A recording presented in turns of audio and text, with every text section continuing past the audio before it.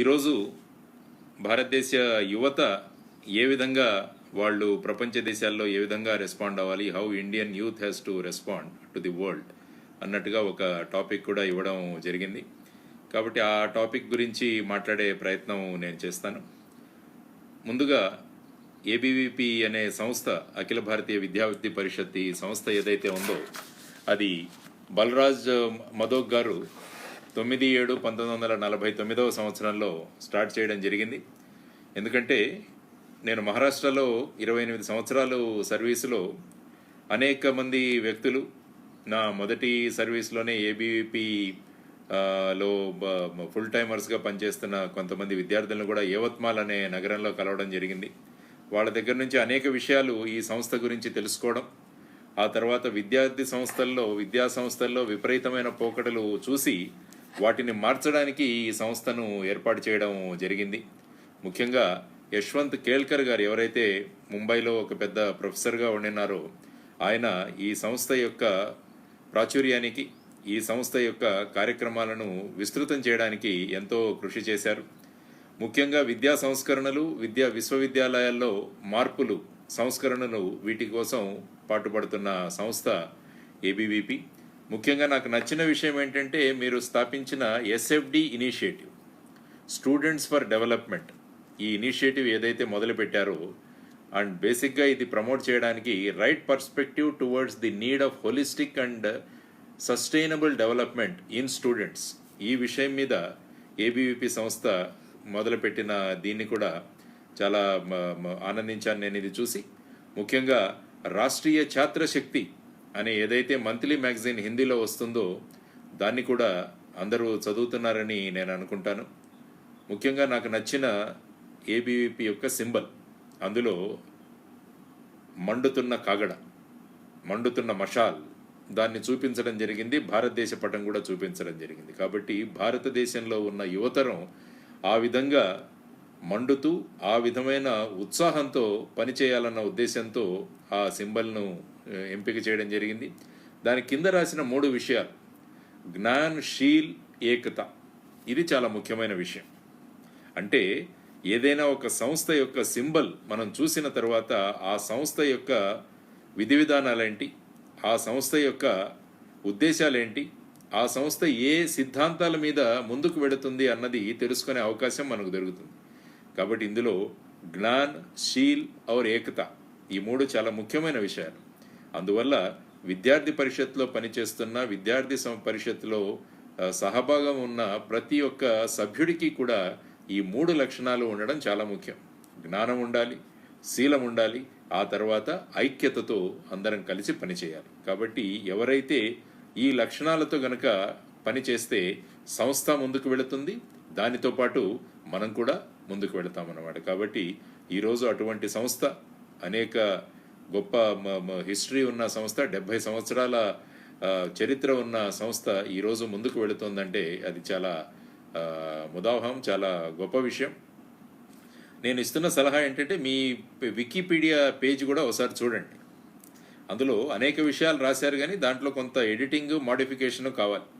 కాబట్టి ఆ దిశగా కూడా బాలకృష్ణ గారు, మణికంఠ గారు ఈ విషయంగా కూడా శ్రద్ధ తీసుకొని, వికీపీడియా ఎందుకంటే చాలామంది చూస్తారు ప్రపంచంలో, అందువల్ల మన సంస్థ గురించి రాసిన విషయాలు కరెక్ట్గా ఉన్నాయా లేదా, ఎందుకంటే ఇది మనం ఎడిట్ చేసుకోవచ్చు. కాబట్టి ఆ విధమైన ఎడిట్ చేసుకుంటూ సంస్థ యొక్క అభివృద్ధికి, సంస్థ యొక్క ప్రోగ్రెస్కి మీరందరూ పనిచేయాలని చెప్పేసి నేను కోరుకుంటూ, అత్యంత క్లిష్టమైన పరిస్థితిలో మన ప్రపంచం ఈరోజు ఉంది. కోవిడ్-19 అన్న ఒక మహమ్మారి ప్రపంచాన్నంతా కూడా ఒక ఊపేస్తుంది అన్నమాట. అంటే చంద్రుడి మీదకి మనం ఇది పంపించాం, రాకెట్ పంపించాం, అంతరిక్షంలో రాకెట్ పంపించాం, ఇవన్నీ కూడా మాట్లాడుతున్నాం, కానీ కంటికి కనపడిన ఒక వైరస్ ప్రపంచాన్ని గడగడలాడిస్తుంది. అందువల్ల ఈ క్షణంలో మనం ఏం చేయాలి, ఆ తర్వాత ఈ సమయాన్ని, లాక్డౌన్ సమయాన్ని మనం ఏ విధంగా ఉపయోగించుకోవాలి అన్నది గనక మనం ఆలోచిస్తే, మీరు ఈరోజు తలపెట్టిన ఈ కార్యక్రమం ఎన్నో, ప్రతిరోజు కూడా ఇలాంటి లెక్చర్స్ చాలా కండక్ట్ చేస్తున్నామని చెప్పేసి, నిర్వహిస్తున్నామని చెప్పేసి బాలకృష్ణ గారు చెప్పడం జరిగింది. మంచి విషయం. ఎన్నో విషయాలు మనం తెలుసుకోవచ్చు ఇటువంటి సందర్భంగా. ఎందుకంటే ఈరోజు ఏదైతే మనం ఫేస్బుక్లో ఒకరితో ఒకరు మాట్లాడుకుంటున్నామో అది కూడా మీలాంటి యువకుడు తయారు చేసిందే, జుకర్బర్గ్. అతను కూడా ప్రపంచంలో అందరూ మాట్లాడుకోవడానికి, ఒకరితో ఒకరు సంబంధంలో ఉండడానికి ఒక ఇది తయారు చేయాలని చెప్పేసి ఒక ఫేస్బుక్ అన్న ఇది తయారు చేశాడు అతను. ఆ వ్యక్తిని కూడా చూస్తే ఎప్పుడు ఒకే యూనిఫామ్లో ఉంటాడు అతను. ఒక టీషర్టు, ఒక జీన్స్ ప్యాంట్లో ఉంటాడు. ప్రపంచంలో అత్యధిక ధనవంతుల్లో ఆయన పేరు కూడా వినిపిస్తుంది. కానీ తన సంపాదనలో 97%, 98% చారిటీకి ఉపయోగిస్తాడు ఆయన. అందువల్ల తను చేసిన టెక్నాలజికల్ డెవలప్మెంట్లో తను సమాజానికి నేను ఏదైతే ఇవ్వాలి అన్న ధోరణిలో ఆయన కూడా డబ్బులు ఇవ్వడం జరిగింది. ఆయన ఇంటర్వ్యూ ఒకసారి మీరు చూడాలి. జుకర్బర్గ్ ఇంటర్వ్యూ ఒకసారి చదివితే ఒక విలేకరి ఆయన అడిగారు, మీరు ప్రపంచంలో ఇంత డబ్బు ఉంది కదా మీ దగ్గర, మీరు బ్రహ్మాండమైన డ్రెస్సులు వేసుకోవచ్చు, గొప్ప గొప్ప డ్రెస్సులు వేసుకోవచ్చు, కానీ మిమ్మల్ని చూస్తే ఎప్పుడు ఒక టీషర్ట్లో ఒక జీన్స్లో కనిపెడతాడు అంటే ఆయన ఏమంటాడంటే, కొత్త కొత్త డ్రెస్సులు, వేరే వేరే డ్రెస్సులు వేసుకుంటుంటే ఆ డ్రెస్సులు బాగున్నాయా లేదా అని ఎవరైనా కామెంట్ చేయాలి అన్నది మన స్వాభికంగా మనలో అటువంటి భావాలు కలుగుతాయి. అందువల్ల దానికోసం నాకు సమయం లేదు. అందువల్ల మన డ్రెస్ ఎదుటివాడు గమనిస్తున్నాడా, బాగుందని అంటున్నాడా, ఇలాంటివన్నీ వదిలేసి నేను నా పని మీద కాన్సన్ట్రేట్ చేయడానికి నేను ఒక యూనిఫామ్గా ఒక t shirt, grey t shirt, blue jeans వేసుకుంటానని చెప్పిన జుకర్బర్గ్ మీలాంటి యువకుడే, యువతరం. కాబట్టి యువతరం గనక ఆలోచిస్తే, యువతరం గనక భిన్నంగా ఆలోచించడం మొదలు పెడితే అనేక ఆవిష్కరణలు మనం చేయొచ్చు అని ఈ ఫేస్బుక్ లైవ్లో ఏదైతే మనం మాట్లాడుతున్నామో అది మనం అంతా గమనించాల్సిన విషయం.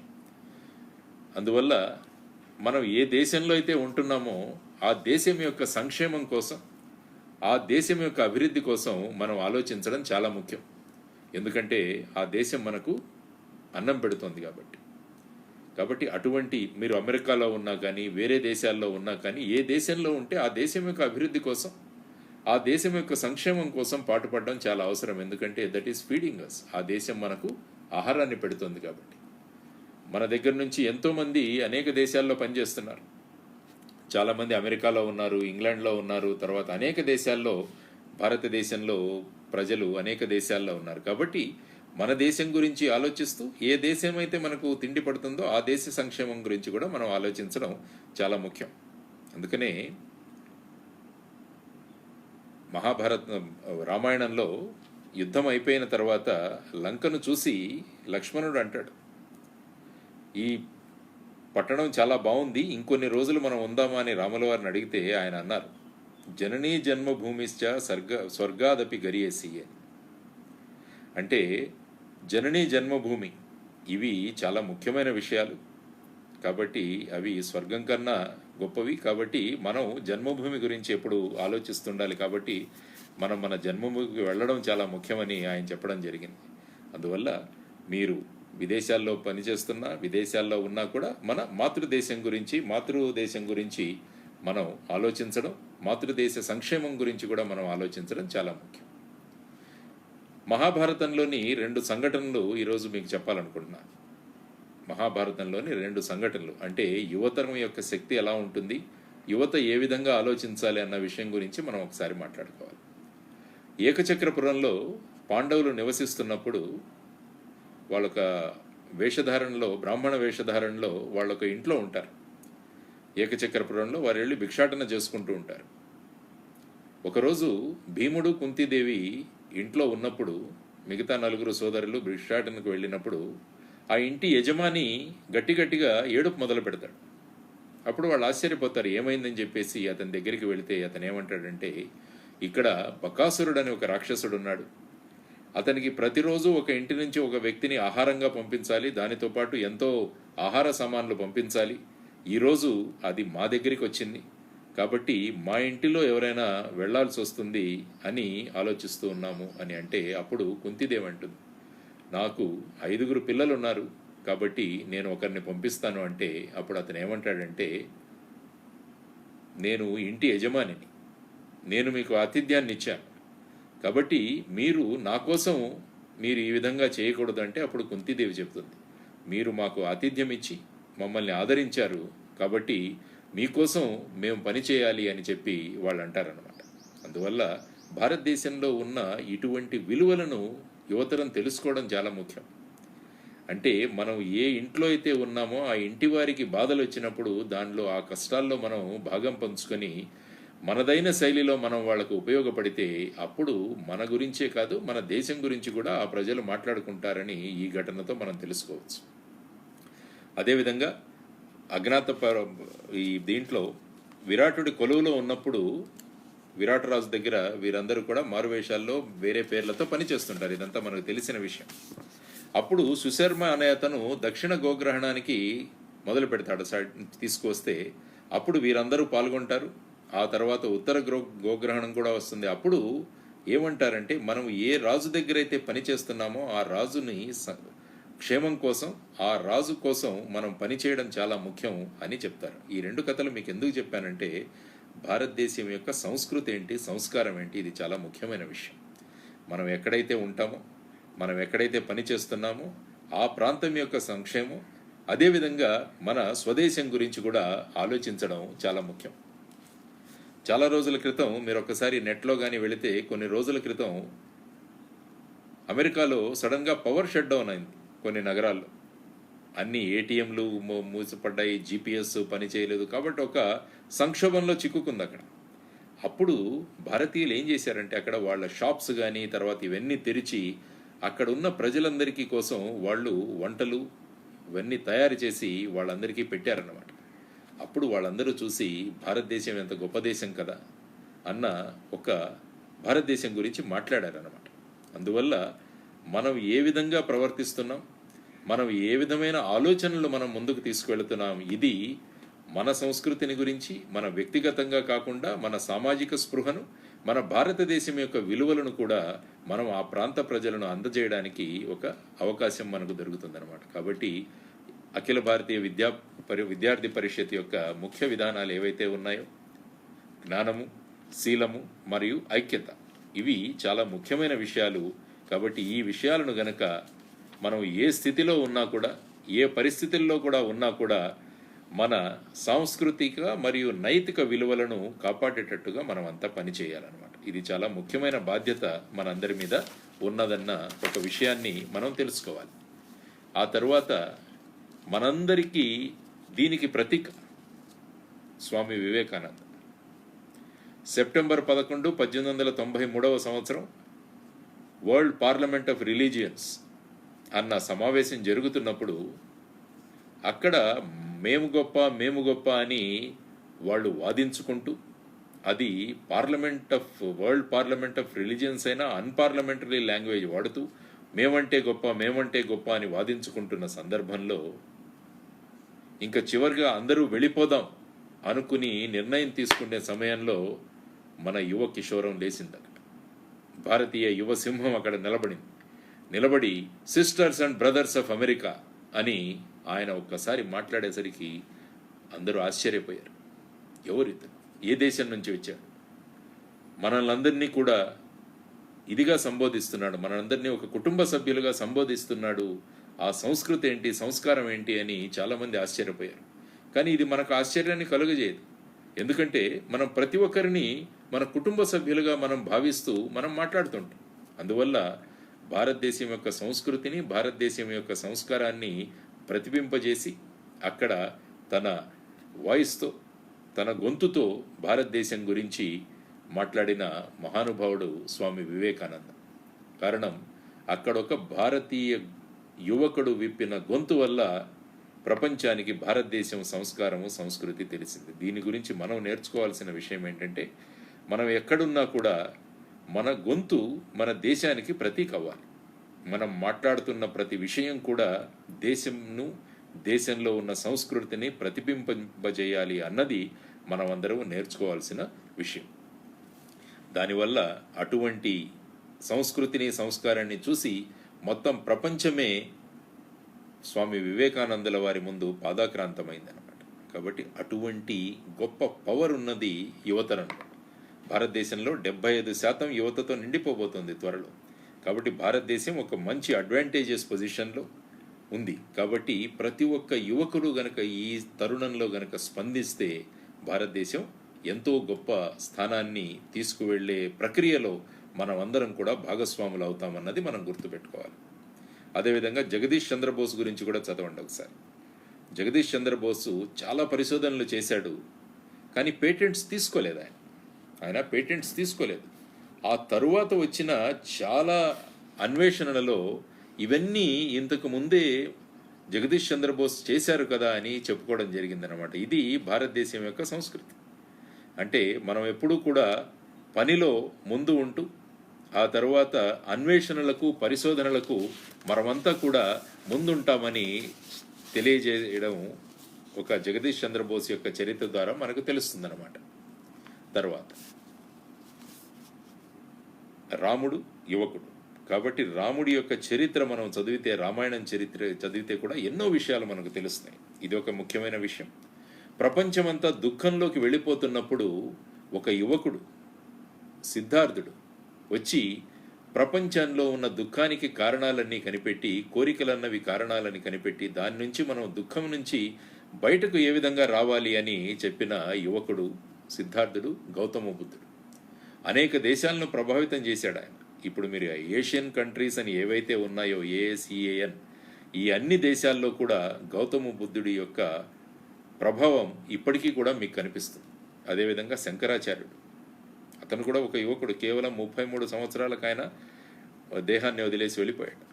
కానీ ఈ 33 సంవత్సరాల్లో ఆయన ఒక యువకుడుగా చేసిన ప్రగతిని గనక మీరు చూస్తే ఆశ్చర్యపోతారు. మొత్తం దేశాన్ని ఉత్తరం నుంచి దక్షిణం వరకు, తూర్పు నుంచి పశ్చిమం వరకు ఆయన తిరిగాడు. ఒకసారి కాదు, 4 సార్లు తిరిగినట్టు అనిపించింది. 4 చోట్ల 4 ఆయన ఇవి ఏర్పాట్లు చేశాడు, మఠాలు ఏర్పాటు చేశాడు ఆయన. చూడండి ఎంత గొప్ప వ్యక్తి. ఎప్పుడైతే భారతదేశం ప్రపంచం అజ్ఞానంలో వెళ్ళిపోతుంది, అంధకారంలో పడిపోతుందంటే దాన్ని తట్టి లేపినవాడు మళ్ళా ఒక యువకుడు అనమాట. అందువల్ల యువతలో అంత శక్తి ఉంది. ఆ ప్రపంచ దేశాలందరికీ కూడా మార్గదర్శనం అయ్యాడు. ఇండియన్ యూత్కి ఒక ఐకాన్గా మారాడనమాట. అందువల్ల అటువంటి ప్రభావం, అటువంటి శక్తి యువతరంలో ఉంది అన్నది మనం గుర్తుంచుకోవాలి. ఆ తర్వాత భారతదేశానికి ఉన్న కోర్ కాంపిటెన్స్ ఏంటి? మొదటిది వచ్చేసి ఫిలాసఫీ, రెండవది వచ్చేసి ఇంటలెక్ట్, అంటే తత్వశాస్త్రం మరియు తెలివి. ఈ రెండు భారతదేశం యొక్క కోర్ కాంపిటెన్స్ అన్నమాట, మనకున్న మౌలికమైన లక్షణాలు. కాబట్టి వీటిని మనం ఏ విధంగా ఉపయోగించాలి అన్నది మనం ఆలోచించుకోవాలి. భారతదేశంలో ఎంతో తెలివి ఉంది. భారతదేశం యువతరం చాలా తెలివితేటలతో ఉన్నవాళ్ళు. దీనికి ఒక చిన్న ఉదాహరణ ఇస్తాను నేను. Y2K అని ఒక ఫినామినా వచ్చింది. ఐ థింక్ ఇది 2000 సంవత్సరంలో. Y2K అంటే ఏమైపోయిందంటే, కంప్యూటర్లు ఎప్పుడూ కూడా సంవత్సరాన్ని చివరి అంకెల్లో తీసుకుంటుంటాయి. ఫర్ ఎగ్జాంపుల్ 75, 1975 అంటే 75 తీసుకొని అది క్యాలిక్యులేషన్ చేసుకుంటాం. కానీ 2000 సంవత్సరంలో ఏమైందంటే చివరిగా 2 సున్నాలు ఉంటాయి. కాబట్టి ఈ 2 సున్నాలను గుర్తించదనమాట కంప్యూటర్. అందువల్ల మొత్తం ప్రపంచమంతా కూడా భయాందోళనకు గురి అయింది. అంటే మన బ్యాంక్ అకౌంట్లు మూసిపడిపోతాయి, మన బ్యాంకులో డబ్బులు రావు. ఇలాంటి భయాందోళనలో ఉన్నప్పుడు దాన్ని, ఆ సమస్యను చూసి భారతదేశ యువతరం, కేవలం బీటెక్లు ఇవి కూడా కాదు, BA BCom చేసిన యువకులు కూడా దీన్ని మేము సాధిస్తామని చెప్పేసి విమానాల్లోకి వెళ్ళి అమెరికాకు వెళ్ళి బ్రహ్మాండమైన సొల్యూషన్ ఇచ్చి వచ్చారు. Y2K వల్ల ఏదైతే ప్రమాదాలు మనం అనుకున్నామో ఆ ప్రమాదాలు ఏవీ జరగలేదు. దానిలో ముఖ్యమైన కాంట్రిబ్యూషన్ భారతీయ యువతరం నుంచి జరిగిందనమాట.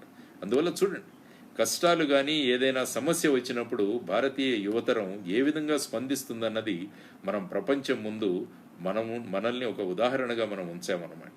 కాబట్టి వీటన్నిటిని మనం గుర్తు చేసుకుంటూ ప్రస్తుతం ఉన్న యువత ఏ విధంగా మన తత్వశాస్త్రాన్ని, తర్వాత మన తెలివితేటలను ప్రపంచం యొక్క హితం కోసం మనం ఏ విధంగా వాడాలి అని చెప్పి మనమందరం కూడా ఆలోచించాల్సిన సమయం అన్నమాట. అందువల్ల ఆ విధంగా మనం ప్రపంచంలో యువత, భారతదేశాన్ని కనుక మనం ప్రజెంట్ చేయగలిగితే, రిప్రజెంట్ చేయగలిగితే, చూడండి భారతదేశం యొక్క పేరు ఏ విధంగా మారుమోగిపోతుందో ప్రపంచంలో అన్నది మనం ఆలోచించాలి. ఆ తర్వాత కొంతమంది యూత్ఫుల్ మైండ్ ఉన్నవాళ్ళు, ముఖ్యంగా ఇప్పుడు ఈ క్లోరోక్విన్ అనే టాబ్లెట్స్ ఏవైతే అందరూ అడుగుతున్నారో మనను, యాక్చువల్గా ఇవి మలేరియాలోకి వాడతారు. కానీ మలేరియా ఇప్పుడు భారతదేశంలో బాగా మనం ఇది చేశాము కాబట్టి ఇది అంత అవసరం లేదని అనుకుంటున్న సమయంలో కొంతమంది తెలివితేటలున్న యువతరం దీన్ని అనేక రకాలుగా ఉపయోగిస్తున్నారు మనము. ముఖ్యంగా ఈ రుమాటిక్ ఆర్థరైటిస్లో కానీ, తర్వాత డయాబెటీస్లో జరిగే నొప్పులు కానీ, వీటిని పరిష్కరించడానికి ఈ టాబ్లెట్స్ మనం ఇంకా తయారు చేస్తూ ఉపయోగిస్తున్నాం అన్నమాట. కాబట్టి ఇటువంటి సమయంలో అందరూ భారతదేశం వైపు చూడడం మొదలుపెట్టారు. ఒక విదేశీ రాష్ట్రపతి ఏమన్నాడంటే, ఇక్కడ లక్ష్మణుడు మూర్ఛపడిపోయి ఉన్నాడు, మేము సంజీవిని కోసం ఎదురు చూస్తున్నామని ఆయన మాట్లాడడం జరిగిందనమాట. అంటే చూడండి, ఒక యువతరం, ఒక యూత్ హనుమంతుడు చేసిన పనిని ఇప్పుడు కూడా ప్రపంచం గుర్తు చేసుకుంటుందన్నమాట.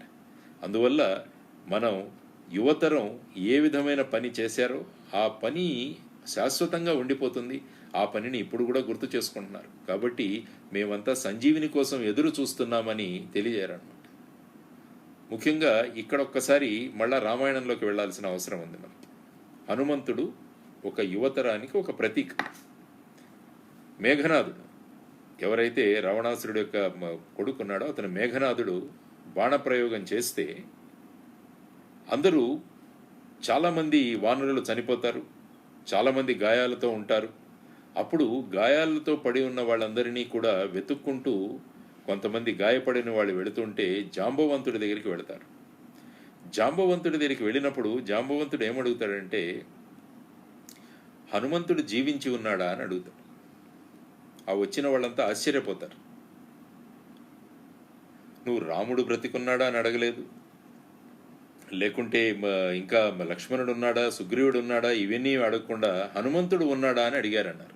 అప్పుడు జాంబవంతుడు చెప్తాడు, హనుమంతుడు ఒక్కడు బ్రతికితే చాలు వందలాది యువకులను బ్రతికిస్తాడు అని జాంబవంతుడు చెబుతాడనమాట. అది యువతరంలో ఉన్న శక్తి.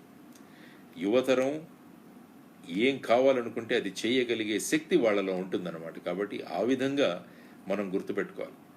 చాలామంది ఏమనుకుంటుంటారంటే యువతరం అంటే వయస్సుకు సంబంధించింది అనుకుంటారు.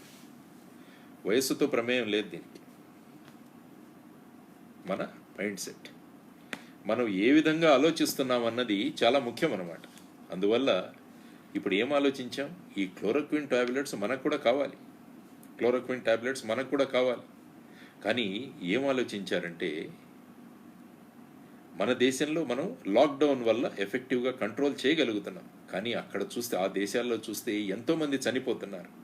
అందువల్ల భారతదేశం ఎలా ఆలోచిస్తుందంటే, మా కశ్చిత్ దుఃఖ భాగ భవేత్ అంటాం మనం. అంటే ఎవ్వరు కూడా కష్టాల్లో ఉండకూడదు, ఎవరికి కూడా దుఃఖం ఉండకూడదు అని ఒక యూత్ఫుల్ మైండ్ ఆలోచించింది భారతదేశంలో. అదే మన ప్రధాని నరేంద్ర మోడీ గారు. కష్టాలు ఇక్కడ కూడా ఉన్నాయి, కానీ మన కష్టాల కన్నా అక్కడ కష్టాలు ఎక్కువ ఉన్నాయని చెప్పేసి ఆయన వెంటనే మన దగ్గర ఉన్న సరఫరాను అక్కడికి పంపించడం జరిగింది, మన దగ్గర ఉన్న ఉత్పత్తిని అక్కడికి పంపించడం జరిగిందనమాట. అందువల్ల వాళ్ళు ఏమన్నారంటే, భారతదేశానికి మేము ఎంతో రుణపడి ఉన్నాం. ఇటువంటి కష్ట పరిస్థితుల్లో భారతదేశం మాకు సహాయం చేసింది.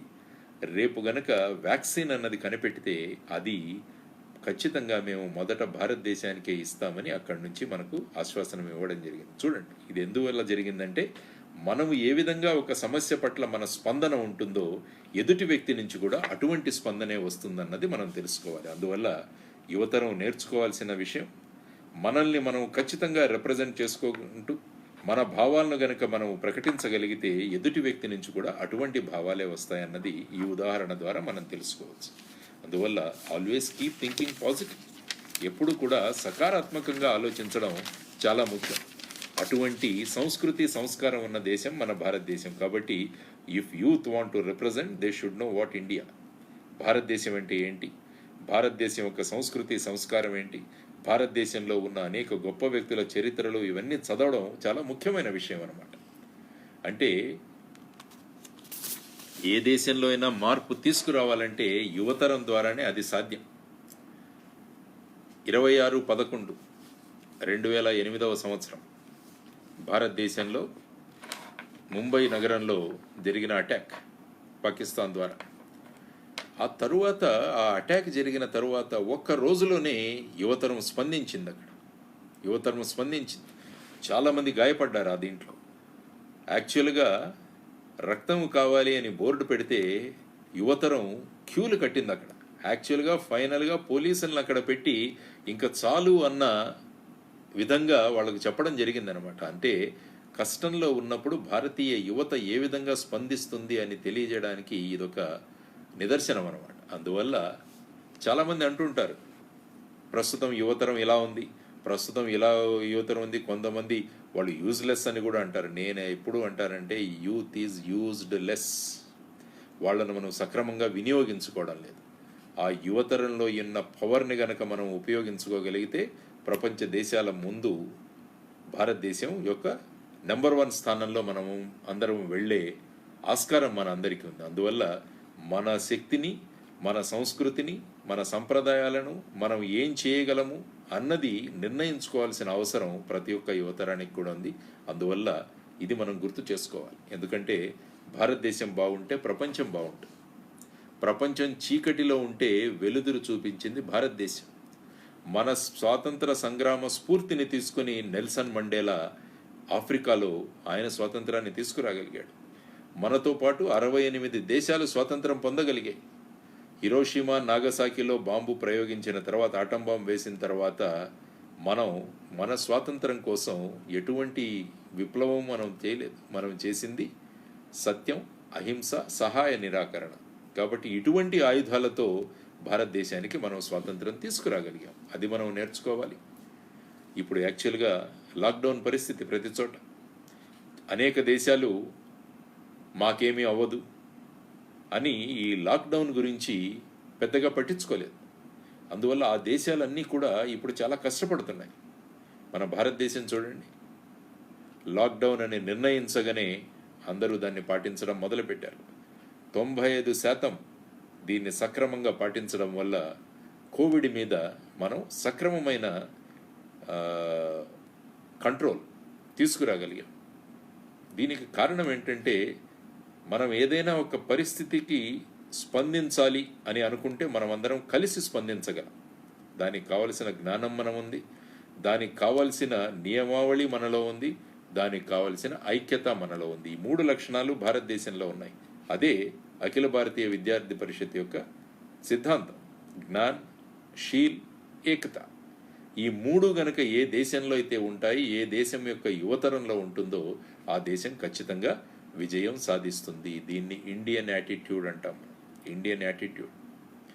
ప్రధాని నరేంద్ర మోడీ గారు జనతా కర్ఫ్యూ రోజున 5 గంటలకు అందరినీ వచ్చి మనల్ని అందరినీ, ఎవరైతే మన కోసం పనిచేస్తున్నారో పోలీసులు, డాక్టర్లు, తర్వాత మున్సిపల్ స్టాఫ్, నర్సింగ్ స్టాఫ్, వీరందరూ కూడా వారి సంక్షేమాన్ని పక్కన పెట్టి మన కోసం పనిచేస్తున్నారు, వాళ్ళందరికీ కృతజ్ఞతలు తెలియజేయాలి అని చెప్పి ఆయన చెప్పిన రోజున యావత్ భారతదేశం కూడా రెస్పాన్స్ వచ్చింది.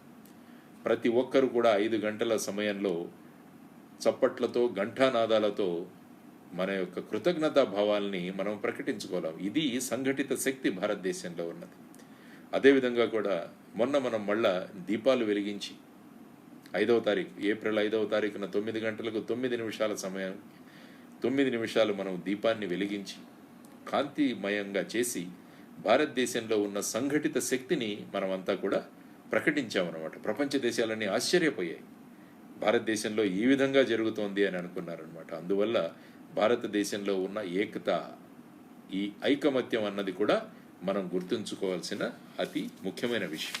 అందువల్ల ఈ విధంగా గనక మనం ఆలోచించుకుంటూ వెళ్ళగలిగితే ఎన్నో గొప్ప విజయాలను మనం సాధించవచ్చు. కేవలం భారతదేశంలోనే కాదు, youth is a brand. Youth is a brand. అందువల్ల ప్రపంచంలో కూడా అనేక మంది యువతరం దీనికి స్పందించారు. దానికి ఒక ఉదాహరణ చెప్పాలంటే భాషా ముఖర్జీ. ఏ అమ్మాయి అయితే మిస్ బ్రిటన్ అన్న టైటిల్ అమ్మాయికి ఇచ్చారు, క్రౌన్ ఇచ్చారు. ఆ అమ్మాయి భారతదేశంలో కూడా అనేక చారిటీలు చేయడానికి ఇక్కడికి వచ్చింది. కానీ ఎప్పుడైతే బ్రిటన్లో తను ఒక డాక్టర్, మెడికల్ డాక్టర్, తన ఉన్న హాస్పిటల్లో కోవిడ్ యొక్క వ్యాధి వల్ల చాలామంది బాధపడుతున్నారని తెలిస్తే ఆ అమ్మాయి ఆ క్రౌన్ను తీసేసి వెంటనే ఒక డాక్టర్ వేషంలో వెళ్ళి, తన ఒరిజినల్ డాక్టర్గా వెళ్ళి అక్కడ ట్రీట్మెంట్ మొదలుపెట్టింది. ఇది యువతరంలో ఉన్న శక్తి. కాబట్టి ఎప్పుడైనా ఇవి వచ్చినా, కష్టాలు వచ్చినా దాన్ని స్పందించే భావనలు యువతరంలో ఉంటాయన్నమాట. అందువల్ల ఇదొకటి. తర్వాత వచ్చేసి 70% యువత ఉంది భారతదేశంలో. కాబట్టి ఇది ఒక మోస్ట్ అడ్వాంటేజ్ పొజిషన్ అన్నమాట భారతదేశానికి. రేపు ఈ కోవిడ్ అయిన తర్వాత ఎకానమీలో చాలా మార్పులు తీసుకురావాలి మనం అంతా కలిసి. అందువల్ల ఇప్పుడు యువతరం ఆలోచించడం మొదలుపెట్టాలి. ఈ లాక్డౌన్ అయిపోయిన తర్వాత మనం భారతదేశం యొక్క ఆర్థిక పరిస్థితిని అభివృద్ధి చేయడానికి ఏ విధంగా మనం కృషి చేద్దామన్నది ఆలోచించాలి. దానికోసం ఉద్యోగాల కోసం కాకుండా ఉద్యోగాలు ఇచ్చే సరళిలో మనం వెళ్ళగలగాలన్నమాట. చిన్న చిన్న యూనిట్లు మనం పెట్టగలగాలి. చిన్న చిన్న ఎంఎస్ఎంఈలు అంటారు, micro small and medium enterprises. ఇవి ఎలా తయారు చేయాలి, ముద్రా బ్యాంకు నుంచి లోన్స్ మనకు ఎలా వస్తాయి, కొత్త కొత్త ప్రాజెక్ట్స్ కానీ కొత్త కొత్త ఆలోచనలు కానీ ఏవైనా చేయగలమా అని యువతరం ఇప్పుడు ఆలోచించడం చాలా అవసరం. ఒక చిన్న అన్వేషణ, ఒక చిన్న పరిశోధన మన దేశంలో మార్పులు తీసుకురావడానికి ఆస్కారం ఉంటుంది. అందువల్ల ఈ లాక్డౌన్ పీరియడ్ ఏదైతే 14వ తారీఖు వరకు ఉందో ఆ తర్వాత ఏమవుతుందో అన్నది కూడా రేపు ఐ థింక్ ప్రధానమంత్రి గారు మనందరినీ కూడా మళ్ళా తన సందేశాన్ని వినిపించబోతున్నారు. కాబట్టి ఏది ఏమైనా కూడా రాబోయే కాలంలో ఎప్పుడైతే కష్ట పరిస్థితిలో దేశం ఉంటుందో ఆ సమయంలో స్పందించే తత్వం భారతీయ యువకులది. కాబట్టి ఈ స్పందించే దీంట్లో మన ఆర్థిక పరిస్థితిని మనం ఏ విధంగా మనం ఆలోచించాలి, ఆర్థికంగా మనం భారతదేశాన్ని ముందుకు ఏ విధంగా తీసుకువెళ్ళాలన్నది కూడా ఆలోచించాల్సిన అవసరం.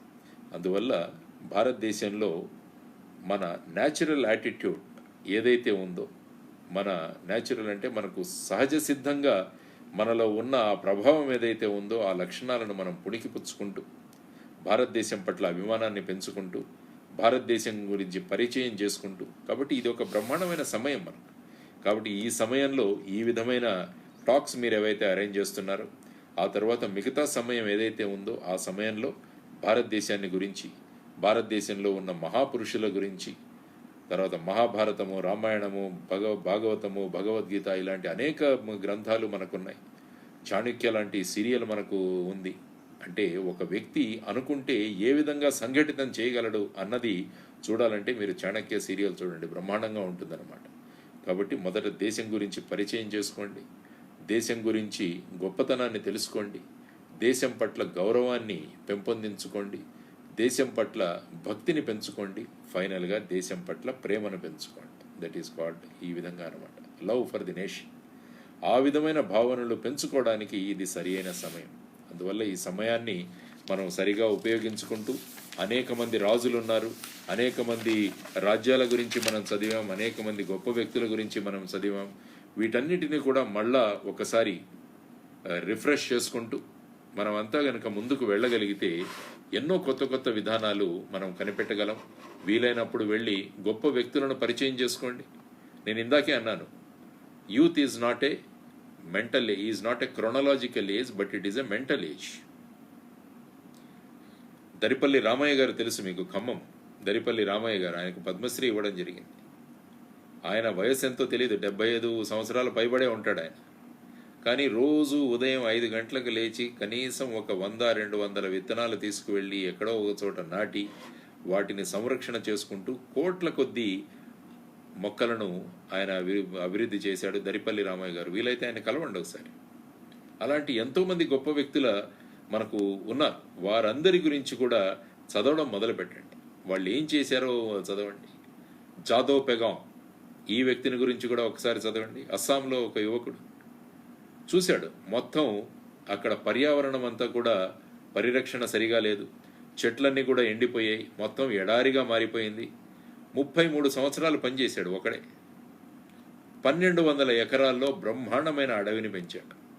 ఒక సింగిల్ యువతరం అనుకుంటే ఏ విధంగా మార్పులు సాధించగలదో అన్నది మనకు దగ్గర ఉన్న ఒక ప్రత్యక్షమైన ఉదాహరణ జాదవ్ పెగాంగ్. ఆయన గురించి చదవండి. ఎంతోమంది ఉన్నారు చిన్న చిన్న ఇన్నోవేషన్లు చేసిన వ్యక్తులు. ఉదబ్ భరాలి అస్సాంకు చెందిన యువకుడు 108 ఇన్నోవేషన్స్ చేశాడు, చిన్న చిన్నవి, పద్మశ్రీ గ్రహీత. ఆయన గురించి చదవండి. కాబట్టి అన్సంగ్ హీరోస్ చాలామంది ఉన్నారన్నమాట దేశంలో. పరమవీర చక్ర వచ్చిన వారి గురించి మనం ఒకసారి చదువుదాం, వీరందరి గురించి కూడా ఒకసారి అనుకుందాం. ఇటువంటివన్నీ కూడా మనం చేయగలిగితే ఏమవుతుందంటే మనలో ఒక స్ఫూర్తి కలుగుతుంది, భారతదేశం పట్ల అభిమానం మనకు పెరుగుతుంది. ఇటువంటి దేశంలో మనం జన్మించామా అన్న ఒక ఆనందం మనలో కలిగి ఈ దేశం కోసం ఏదైనా చెయ్యాలి అని మనం అందరం సంకల్పించుకుంటాం. ఈరోజు చూడండి, కోవిడ్ టైంలో ఎంతమంది యువకులు పర్మిషన్ తీసుకొని రోడ్డు మీదకి వచ్చి ఈ అన్ఆర్గనైజ్డ్ లేబర్ ఎవరైతే ఉన్నారో, రోజువారీ కూలీలు ఎవరైతే ఉన్నారో వారికి భోజనం సరఫరా చేస్తున్నారు, వాళ్ళ స్థితిగతులను పరిశీలిస్తున్నారు, వాళ్లకు కావలసిన సహాయాన్ని అందజేస్తున్నారు. ఇది భారతదేశం. కాబట్టి ఇటువంటి లక్షణాలు మనకు భారతదేశంలో ఏవైతే నిమిడి ఉన్నాయో భారతదేశంలో, వీటన్నిటినీ కూడా గ్రహించి మనం గనుక మన రాబోయే సమయాన్ని మనం గనక నిర్ణయించుకుంటే, మనం ఏ విధంగా మన ప్రణాళిక అన్నది మనం నేర్చుకుంటే, ఇవి భారతదేశంలో ఉన్న ఇన్హరెంట్ క్వాలిటీస్ భారతీయుల్లో ఉన్నది. ఆ తరువాత మనం కొన్ని విషయాలు మనం నేర్చుకోవాలి కూడా. దానికోసం ప్రశిక్షణ అవసరం అని నేను ఎప్పుడూ చెప్తుంటాను. ప్రశిక్షణ అవసరం అంటే ట్రైనింగ్ ఈజ్ రిక్వైర్డ్. ప్రతి ఒక్కరూ కూడా ట్రైనింగ్లో మనం వెళ్ళాలి. ఏం ట్రైనింగ్ ఇది? మనకు ట్రైనింగ్ కావాలి. మొదటిది ట్రైనింగ్ యువర్ బాడీ. మన శరీరాలకు మనం ట్రైనింగ్ ఇచ్చుకోవాలి అన్నది ముఖ్యమైన విషయం. ట్రైనింగ్ యువర్ బాడీ అంటే ప్రతిరోజు కనీసం 45 నిమిషాల నుంచి 1 గంట మన శరీరాన్ని ఆరోగ్యవంతంగా ఉంచడానికి మనం ఏదో ఒక ఫిజికల్ యాక్టివిటీ మనం చేయాలన్నమాట. వాకింగో, రన్నింగో, స్కిప్పింగో. ఇప్పుడు అంటారు మీరు లాక్డౌన్ ఉంది సార్, మేము ఎలా చేయాలని. మనం ఉంటున్న ప్రదేశంలో మనం చేయొచ్చు. మనం ఉంటున్న ప్రదేశంలో మనం అక్కడే మనం ఎగరొచ్చు. ఏదో ఒక పని మనం చేయొచ్చు. 45 నుంచి 1 గంట వరకు మన శరీరానికి వ్యాయామం చాలా అవసరం. అందుకనే స్వామి వివేకానందుల వారు అన్నారు, I like youth who play football than the youth who read Bhagavad Gita అన్నాడు. అంటే మన శరీరాన్ని గనక ఆరోగ్యవంతంగా మనం చేసుకుంటే తర్వాత ఆటోమేటిక్గా మనం చేయాల్సిన చాలా ఉన్నాయి. అందువల్ల మొదటిది వచ్చేసి training your body is very very important. అందువల్ల మన స్వాభావిక గుణాలు ఉన్నాయి, సహజ సిద్ధమైన భారతదేశంలో ఉన్న గుణాలు ఉన్నాయి. వాటితో పాటు మనం కొన్ని విషయాలను మనం చేసుకోవాలి అన్నది మనం ఈరోజు ఆలోచించాల్సిన విషయం. So train your body, that is very important. Next one is train your mind. మన ఆలోచనలను మనం చేసుకోవడం చాలా అవసరం. ఎందుకంటే మనసు ఎటేటో వెళ్ళిపోతుంటుంది. మనసుని కంట్రోల్లో పెట్టుకోవడం చాలా అవసరం. దానికి కూడా మనం ప్రశిక్షణ ఇవ్వాలన్నమాట. ఆ ప్రశిక్షణ కోసం మనం చేయాల్సిన విషయం కనీసం రోజు 45 నుంచి 30 నుంచి 45 నిమిషాలు యోగా, ప్రాణాయామ, ధ్యాన, ఈ 3 భారతదేశ పద్ధతులు ఇవి. వీటి ద్వారా ఏమవుతుందంటే మన శ్వాస ప్రక్రియ మన కంట్రోల్లో ఉంటుందన్నమాట. ఎప్పుడైతే మన శ్వాస ప్రక్రియ నియంత్రణలో ఉంటుందో మన ఆలోచనలు కూడా మన నియంత్రణలో ఉంటాయి. ఎప్పుడు పాజిటివ్ ఆలోచనలు, సకారాత్మకమైన ఆలోచనలు ఇవన్నీ చేసే అవకాశం మనకు దొరుకుతుంది. అందువల్ల మనం రెండవది చేయాల్సిన విషయం, మొదటిది ఫిజికల్ యాక్టివిటీ, రెండవది వచ్చేసి మెంటల్ యాక్టివిటీ. అంటే మన ఉచ్ఛ్వాస నిశ్వాసాలను గనక మనం కంట్రోల్ చేయగలిగితే ఆటోమేటిక్గా మన మైండ్ కంట్రోల్లో ఉంటుందన్నమాట. కొంతమంది చాలా కూల్గా ఉంటారు పరిస్థితులు. ఏదైనా విపత్కరమైన పరిస్థితులు మనం ఎదుర్కోవాలంటే మన మైండ్ చాలా కూల్గా ఉండడం చాలా అవసరం. ఎందుకంటే లేకుంటే ఆ నిర్ణయాలు సరిగా ఉండవు అన్నమాట. అందువల్ల దీనికోసం యోగా, ధ్యాన అండ్ ప్రాణాయామ ఇవి చేసుకోవడం ముఖ్యమైనది. మూడవది భారతదేశ యువతరంగా మనం నేర్చుకోవాల్సిన విషయం ట్రైనింగ్ యువర్ వర్డ్. మనం ఏ విధంగా మాట్లాడుతున్నాం అన్న దానికి కూడా ప్రశిక్షణ ఇచ్చుకోవడం చాలా అవసరం. ఎందుకంటే మన వాక్కు చాలా ప్రభావంగా ఉంటుందన్నమాట. అందుకనే స్వామి వివేకానందుల వారి గురించి మాట్లాడుకున్నాం. ఆయన మాట్లాడిన మాటల వల్ల మొత్తం ప్రపంచమే ప్రభావితమైందన్నమాట. అందువల్ల మనం ఏం మాట్లాడుతున్నాం, ఎలా మాట్లాడుతున్నాం, మనకు ఏ విధంగా మన దగ్గర జ్ఞానం ఉంది, విజ్డమ్ ఉంది, ఇవన్నీ కూడా నేర్చుకోవాల్సిన అవసరం ఉంది. దానికి ఈ సమయాన్ని మనం వినియోగించుకోవాలన్నమాట. అందువల్ల నేను ఇంతకుముందు చెప్పినట్టు పుస్తకాలు చదవడం మొదలుపెట్టాను. సమయం దొరికినప్పుడు అంతా కూడా పుస్తకాలు చదివి దాని నుంచి జ్ఞానాన్ని సంపాదించడం చాలా ముఖ్యం అన్నమాట. కాబట్టి ఈ మూడవ విషయం. నాలుగవ విషయం వచ్చేసి ట్రైన్ యువర్ థాట్ ప్రాసెస్. మన ఆలోచన విధానాన్ని కూడా మనం ట్రైనింగ్ ఇచ్చుకోవాలన్నమాట. అంటే ఇప్పుడు కోవిడ్ వచ్చేసింది, ఎకానమీ దెబ్బతినిపోతుంది, మా పరిస్థితులు ఏంటి, మా ఉద్యోగాలు పోతాయా, ఇలాంటివన్నీ ఆలోచనలు మీలో మెదుగుతున్నప్పుడు పాజిటివ్గా ఎలాగ ఆలోచించాలి, థాట్ ప్రాసెస్ని ఎలాగ మార్చుకోవాలన్నది కూడా మనం ఆలోచించడం చాలా అవసరం అన్నమాట. దీనికోసం మన దేశంలో ఉన్న గొప్ప వ్యక్తుల చరిత్రలు, జీవిత చరిత్రలు చదవడం చాలా అవసరం. మన దేశమే కాదు, ప్రపంచ దేశాల్లో ఉన్న వాళ్ళకు కూడా. కష్టాలలో దేశం ఉన్నప్పుడు, కష్ట పరిస్థితుల్లో ఉన్నప్పుడు ఏ విధంగా వాళ్ళు ఆ కష్టాల నుంచి బయటికి వచ్చారు, ఏ విధమైన ఆలోచన విధానాన్ని వాళ్ళు అవలంబించారు అన్నది కనుక మనం ట్రైన్ చేసుకోగలిగితే అది కూడా చాలా ఉపయోగపడుతుంది. కాబట్టి ఈ సమయంలో మిగతా జనరల్ పుస్తకాలతో పాటు వ్యక్తుల యొక్క బయోగ్రఫీసు, ఆటోబయోగ్రఫీస్ కూడా చదవడం మొదలుపెట్టండి. దానివల్ల ఎన్నో విషయాలు మనకు తెలుస్తాయన్నమాట. కాబట్టి ఈ 4 విషయాలు కనుక మనం ట్రైన్ చేసుకోగలిగితే, train your body, train your mind, train your word, train your thought process. ఈ 4 విషయాలు కనుక మనల్ని మనం చేసుకోగలిగితే, చూడండి, స్వాభావికంగా భారతదేశంలో పుట్టడం వల్ల మనకొచ్చిన గుణాలు, తర్వాత ఈ ప్రశిక్షణ ద్వారా మనం పెంచుకున్న గుణాలు, ఇవి 2 గనక కలిస్తే ఖచ్చితంగా దేశానికి ఉపయోగపడే యువతరం తయారు కాబోతుందన్నమాట. అందువల్ల ఈ లాక్డౌన్ పరిస్థితిలో ఆ తర్వాత మనం ఏ విధంగా, ఆ లాక్డౌన్ అయిన తర్వాత కూడా ఈ విధంగా మనం ఆలోచిస్తూ గనక ముందుకు వెళ్ళగలిగితే ఖచ్చితంగా భారతదేశ యువతరం ఏదైతే 75% భారతదేశం నిండిపోబోతుందో, ప్రతి ఒక్క యువకుడు కూడా, ప్రతి ఒక్క యువకుడు యువతి కూడా భారతదేశం యొక్క అభివృద్ధి కోసం పనిచేసే వాళ్ళుగా తయారవుతానన్నది నా అభిప్రాయం. అందువల్ల మనం మన సహజ సిద్ధమైన గుణాలతో పాటు మనం నేర్చుకున్న విషయాలను కూడా చక్కగా ఆకళింపు చేసుకొని మనం గనక ముందుకు వెళ్ళగలిగితే మనం ఎక్కడున్నా కూడా మనం భారతదేశాన్ని గొప్పగా రిప్రజెంట్ చేయగలము. మనల్ని చూసి అడగాలి, మన ప్రవర్తన చూసి అడగాలి, మీరు భారతదేశం నుంచి వచ్చారు కదా. అది మన నిజమైన వ్యక్తిత్వానికి, మన నిజమైన సహజ సిద్ధమైన గుణాలకి, మనం నేర్చుకున్న విషయాలకి ఒక ప్రతీక అన్నమాట. ఇది మనం నేర్చుకోవాల్సిన విషయం. కాబట్టి ఈరోజు ఈ సందర్భంగా మీ అందరికీ తెలియజేయడం ఏంటంటే, మనలో అఖండమైన శక్తి ఉంది, మనలో గొప్ప శక్తి ఉంది. దాన్ని ఏ విధంగా మలుచుకుంటామన్నది మన మీద ఆధారపడి ఉంటుంది.